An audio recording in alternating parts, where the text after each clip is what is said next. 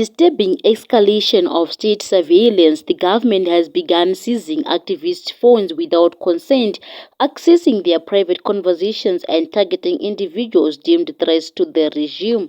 According to Ostalo Sizwa, a prominent human rights advocate, this gross violation of privacy and chilling attack on free speech has left many in the activist community feeling vulnerable and intimidated.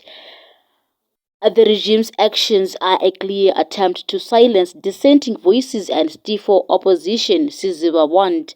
By accessing private conversations and targeting individuals, they aim to create a climate of fear and repression. This latest crackdown raises concerns about the government's disregard of human rights and the rule of law. Activists and opposition leaders are calling for international condemnation and action to protect citizens' rights and freedoms. As the situation continues to unfold, many are left wondering what's next for Zimbabwe's embattled activist community.